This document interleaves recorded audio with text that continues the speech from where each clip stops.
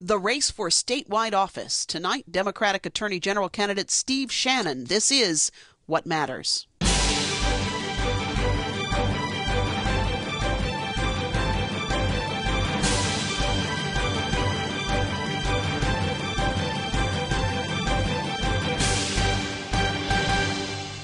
Good evening, I'm Cathy Lewis. Tonight we begin our one-on-one interviews with the candidates running for statewide office, campaigning for your vote this November. We're glad to have with us Democratic Attorney General candidate Steve Shannon, and we'll talk with him for the entire half hour and get to know him. Steve Shannon, nice to have you with us. Thanks tonight. for having me, Cathy.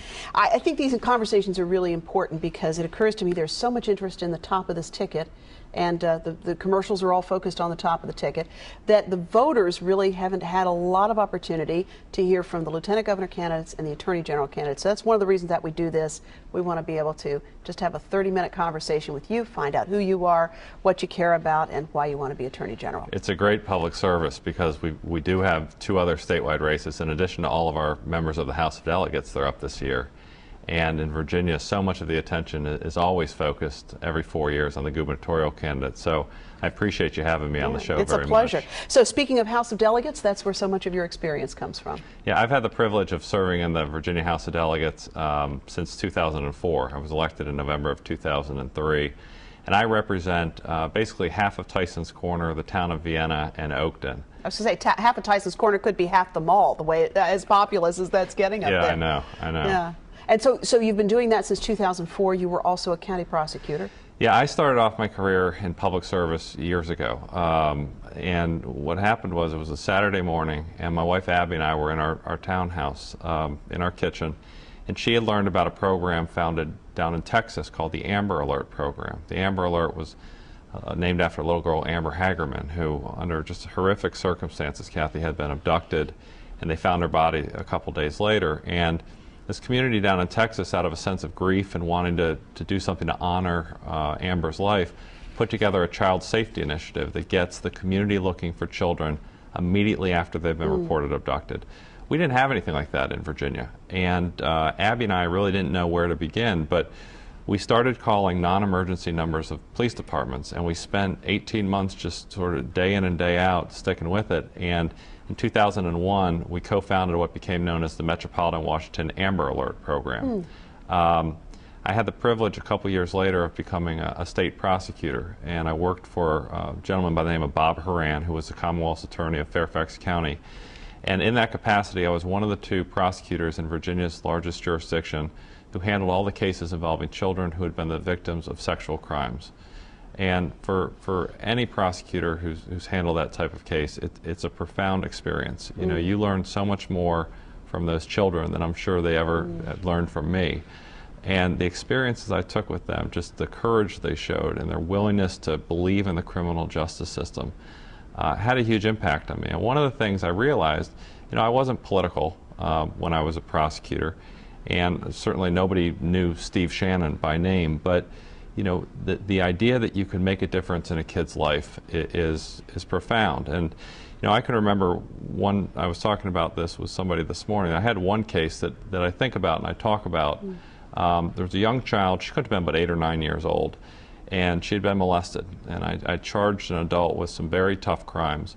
And I can remember being in court with her, and this young child, as children often do when they get in the court system, she literally just started shaking. I mean, she couldn't answer any questions. And so I stood beside her as I asked her questions, and she answered the questions before the jury. And you know, we ended up getting a conviction, but what really was profound for me was that, you know, I had this little girl on one side of me and this man who had done awful crimes on the other side of me. And for people who are committed to public safety, that's what it's all about, standing between people who would do bad things and folks who just for some moment in their life they become vulnerable. And that's why I'm running for Attorney General. It's the same reason I ran for the House of Delegates. I'm running to keep Virginia a safer place for all of our families, and in particular, a safer place for all of our kids and grandkids. That's a very powerful story and the idea of standing beside someone in that process, it seems to me, is very sort of profound imagery if you think about what has shaped you and what you're really passionate about now in terms of this candidacy for Attorney General. Do you have the sense that Virginia's children and families are unsafe, or is it a question of making them safer? There are some statistics that I think startle most people when they realize. I mean, Virginia is a great place to live and work. Let's start with that framework. But on the public safety side, we always need to be vigilant. I mean, the reality is every 4.5 minutes in Virginia, another violent crime is committed. You know, with regard to gang prevalence, gang violence, it's at its highest point since 2000. Right now, we know of over 20,000 computers being used in Virginia to trade child pornography. And we have the technology right now to not only identify the jurisdiction where the computers are located, but we can work with internet service providers to actually figure out who's paying the bills for those computers.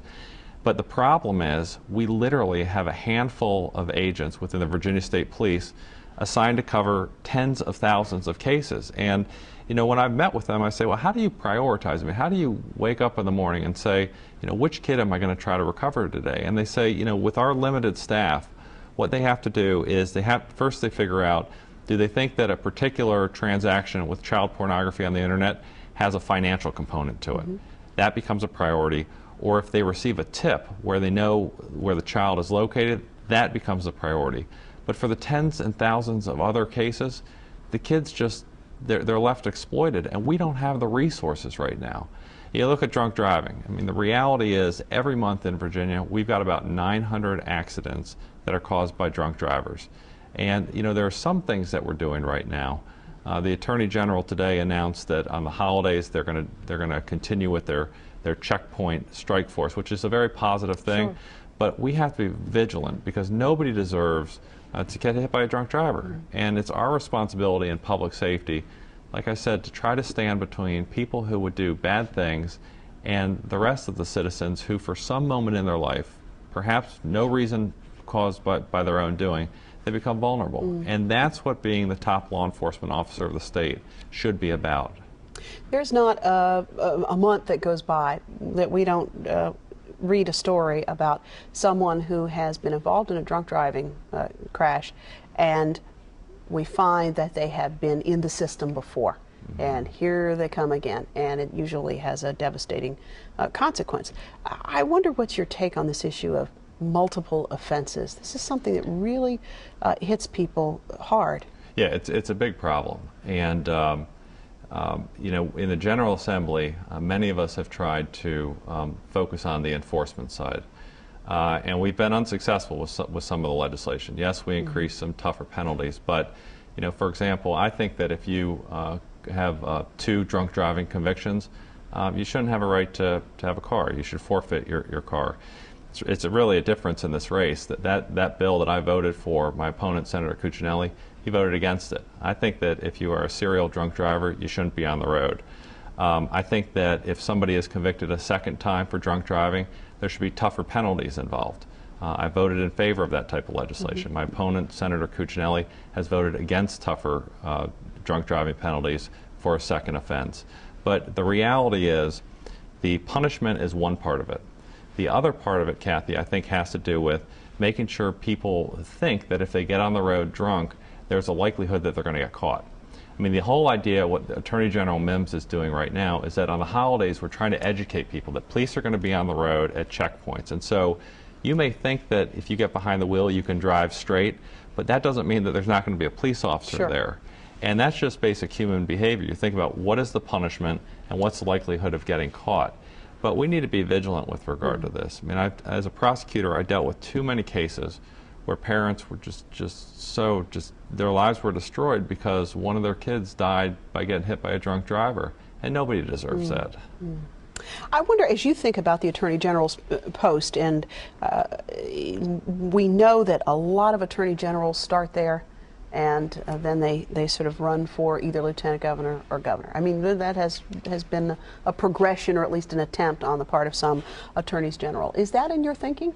My focus is on trying to figure out how to serve in the public sphere, and how to focus on keeping people safe and keeping Virginians, keeping kids safe. It's why I gave up a law firm job to become a prosecutor in Fairfax. It's why Abby and I tried to start the Amber Alert. It's why I ran for the House of Delegates. So my focus really is on what I can do in the Office of Attorney General. You know, the General Assembly has given the Attorney General expansive authority with regard to the role of being a prosecutor. The Attorney General has the authority to prosecute cases involving child pornography. I want to actually be an Attorney General who goes into court. Until we get the resources, I want to let the public know that the situation with regard to our resources at a point right now where the Attorney General of Virginia is showing up in the court and fighting for these kids. The Attorney General has prosecutorial authority dealing with internet crimes against children. You know, on the internet chat rooms when there are adult predators trying to solicit kids. I want to be a prosecutor or an Attorney General who shows up in the court. Because the reality is, in government, it's all about trying to divide up scarce resources, right? I mean, that's what the business of governing is all about. And in the area of public safety, there are a lot of things we can do with existing resources. But when it comes to having more prosecutors and giving the police, you know, more people power to investigate these cases, particularly with these kids getting exploited with child pornography, you know, I need to make sure that I use that office as a bully pulpit to make sure that those kids have a greater chance of getting recovered. That's why I'm doing it. One of the things you just noted was the idea that, or was the fact that the General Assembly has widened the authority of the state's chief prosecutor in some areas. Are there any areas in which you believe that that authority needs to be even wider, or are there areas in which you think that's a bit of an overreach? I think the Attorney General has a lot of responsibilities. The Attorney General is general counsel to every executive agency and department. The Attorney General is counsel to the governor upon request to any legislator or legislative committee. The Attorney General is general counsel to all of our public universities and community colleges. And the Attorney General is the advocate for the consumer in cases before the State Corporation Commission. In addition to that, the Attorney General is the chief prosecutor for a number of types of offenses, and the Attorney General handles all of the criminal appeals coming from the Commonwealth's attorney's offices. So there's a lot of authority right now. I'm not asking for more authority from the General Assembly. I think that we can work together with the power that the Attorney General has right now to try to keep kids safe and to keep Virginians safe. But it's really a question of leadership and priorities. And my priorities are, you know, fighting internet crimes against children. I mean, going after sexual predators, trying to reduce the incidence of drunk driving accidents in Virginia, trying to make sure that we keep kids out of gangs.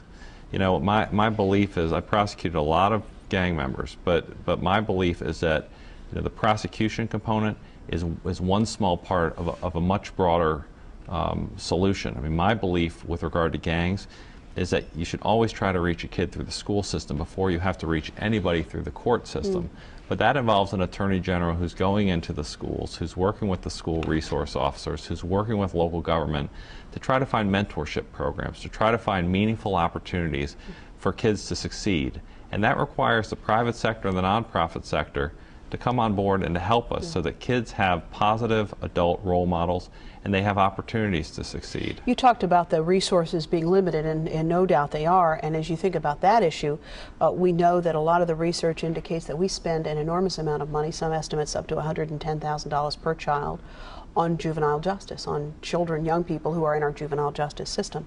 I wonder what your take is on how we apportion that pie when it comes to juvenile justice versus the kinds of programs that you're talking about, programs that would, one hopes, prevent young people from getting into gangs. Right.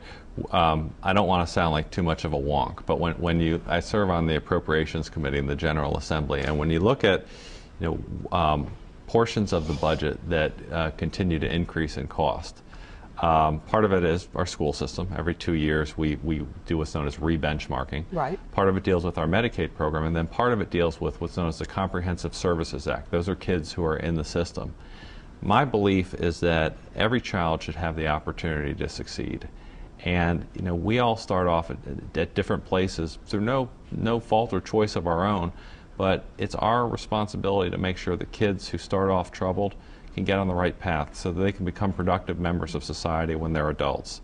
And, you know, as Attorney General, I want to be that person who's going into the court system or who's working with kids who may be in the system to let them know that, you know what, you can succeed, and there are people in government who will help you, and I'm going to be one of those people. I mean, that's really the philosophy that I want to take to the Office of Attorney General.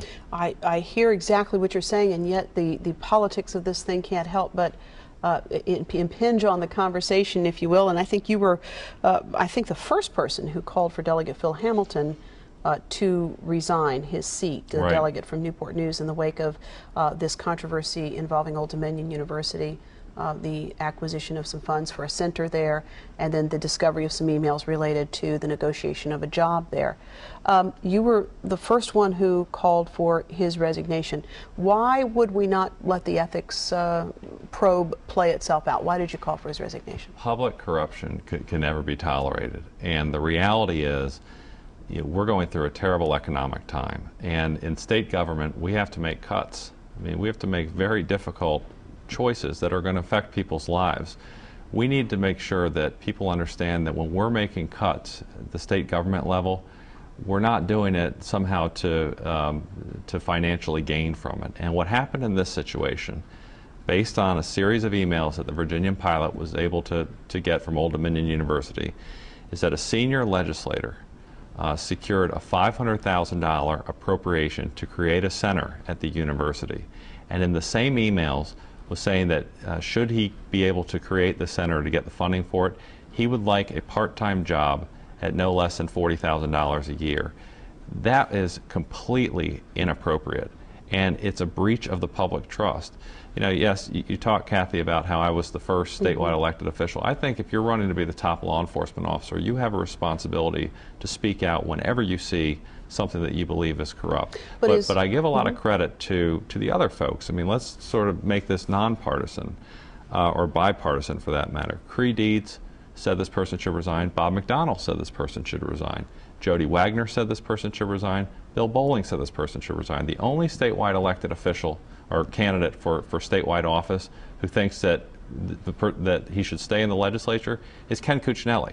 I mean, the issue of public corruption for Ken Cuccinelli is one that the voters should decide on. But public corruption is not something that voters should decide on. It's a public safety issue. And it's entirely consistent. You know, there was a bill a couple years back that dealt with increasing penalties for public officials who embezzle, right? There were 38 senators who voted on that bill. 37 voted in favor of it. One person voted against tougher penalties for public officials who embezzle, and that was Ken Cuccinelli. And we'll have a chance to talk with him next week, so we'll have our conversation there at that point. I wonder, as you think about the issues around consumer protection, boy, you know, there is so much in this tough economy that individuals are up against in terms of scam artists. There are some really challenging energy issues coming up that have to do with the issues of consumer rights and consumer protections. What are your priorities with regard to that aspect of the Attorney General's job? I started off, one of my first volunteer responsibilities years ago was serving as vice chairman of the Fairfax County Consumer Protection Commission. I mean, it's something I'm really interested in. And the Attorney General is the advocate for the consumer. That means a lot of things. It means going after you know, folks who would, through the internet or through telephone calls, try to scam citizens or businesses for that matter. But one of the issues that has come up in recent years has to do with payday lending. Right. You know, payday lending is an issue that I believe very strongly that we need to get our arms around. You know, it was authorized by the General Assembly to come into Virginia before I got here, but the reality is that people get into a cycle of poverty that they simply can't get out of because the interest rates are so high. I mean, what happens is they get a $500 loan, and the interest starts compounding, and so they can't pay off the interest, and it starts to become cyclical. You know, the reality is, a couple of years ago there was a proposal to put a percentage cap on it, and I supported that. I mean, my colleague delegate Jennifer McClellan introduced an amendment, and I supported that. And in fact, you know, a lot of us did. I mean, I think every member of the Legislative Black Caucus supported it, and they really took the lead on it. But a lot of us supported it. My opponent, Ken Cuccinelli, thinks there shouldn't be a percentage cap. But you know, 36% or a 36% rate of interest seems like a pretty good return on interest to me. And I think that a cap like that would be entirely appropriate. He thinks, you know, the free market should decide. But when it comes to exploiting consumers, particularly people who are in a cycle of poverty that they can't get out of, we have a responsibility to make sure that these financial vehicles aren't hurting our citizens. Do you feel that the legislation that went through last time around was enough to solve the problem, or are there other actions that you would take in your role as Attorney General? My view is that it's a start. That was not an adequate solution, and I'm confident that there are going to be more proposals to try to stem the tide of payday lending. And the thing I hear about now has to do with internet payday lending, where out-of-staters are coming in, and the Attorney General has to play an active role. It's not enough to say let the free market decide, because when people are stuck in a cycle of poverty and the legal tools that we set up to allow this to occur are only because we allowed it to occur, we have a responsibility to step in on behalf of the consumer. I know this is not specifically within the purview of the Attorney General, but I suppose it could be depending on how things go, and that is the issue of transportation. So critically important in your neck of the woods, in Tyson's Corner, in Northern Virginia, certainly important here in Hampton Roads. You've been a delegate, so I just want to get your sense of where we go with transportation. And as Attorney General, are there ways that you would attempt to become involved in that? This is the toughest economic time that Virginia has seen since the Great Depression, and so it probably is not the right time to increase taxes for transportation. But the reality is that over the past 8 years, Republicans and Democrats have tried to work together to do two things: try to provide new funding sources to deal with our construction issues and to deal with our maintenance issues. The construction issues are most profound in Hampton Roads and in Northern Virginia, which are the two economic engines of Virginia. And the reality is, without new money for transportation, whether it's transferring existing resources or trying to identify new sources of revenue, we're choking off our economic engines. I mean, you see it at the port. You see it with trucks being stuck in traffic. It's affecting our ability to be competitive, particularly in the ports. I mean, there are other ports that we're losing out to because the truckers just think they can't get the freight off. And we have to take this issue seriously. Back in 2004, we had a situation where Virginia's bond rating was on the line. We were about to be downgraded. We'd been systematically underfunding higher education. We had not made any sort of new investment in K through 12 education. And Republicans and Democrats came together to vote for a budget that led to us being named the best governed state in America.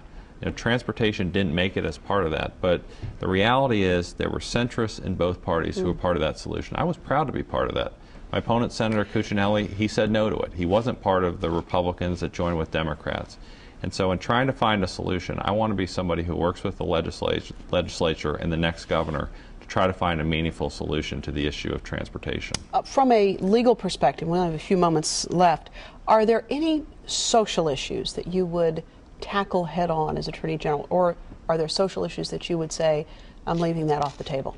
Well, the biggest talk right now, of course, has to do with this thesis that Bob McDonnell apparently wrote when he was in graduate school and law school. I had the opportunity to read it, and it's a very scholarly work, but it focuses on sort of the right-wing social issues, and it looks at it in a way that is designed to try to win elections. Senator Cuccinelli has focused on those sort of hot-button social issues. The issues that I would focus on in terms of social issues are protecting kids, trying to prevent child exploitation, trying to keep kids out of gangs, because the Attorney General is about keeping Virginians safe. It's not about trying to find wedge issues that will divide the electorate in order to win elections. So the issues I'm going to focus on are focused primarily on keeping kids safe and keeping Virginians safe. As you think about those issues and the coming election, are there any other issues that you feel passionately about in terms of something you would support or something you would say, I'm just not going near that? I think, going back to the Delegate Hamilton situation, I think it's incumbent upon the Attorney General candidates to roll out an ethics platform. I think my public safety, I've already rolled out 4 public safety proposals. My opponent has issued no proposals in this campaign dealing with public safety. But I'm going to do a lot more, because I think that voters should see what you're going to do and should hold you accountable based on your policy agendas that you talk about in your campaigns. Website where people can learn more? www.attorneygeneral.gov. www.shannon2009.com. Shannon is spelled S-H-A-N-N-O-N. Yeah. Steve Shannon, thanks for being with us tonight. Thanks for Appreciate the having me. conversation. Steve Shannon is the Democratic candidate for Attorney General for the Commonwealth. And next week, Republican Attorney General candidate Ken Cuccinelli will join us as well. And this is part of our commitment to bring you long-form conversations with the candidates for statewide office because we think you need to know more than a 30-second soundbite as you step into that voting booth. So I hope you'll stay with us in the weeks ahead for our conversations with both of the candidates for Lieutenant Governor and both of the candidates for Governor as well. If you want to keep up with all of our candidate conversations, you can subscribe to our video or audio podcasts at itunes.com. You can reach us anytime online through our website, whatmatters.tv. Drop us an email at whatmatters@whro.org. Join us on Facebook, and we'll also be glad to send you an e-bit each week with a look at what we are working on. On the radio, I hope you'll tune into 89.5 WHRV for Hearsay. That's a conversation that takes place live each weekday at noon and is always made better by your participation. Thanks so much for watching. I'm Cathy Lewis. We'll see you next week for another look at What Matters.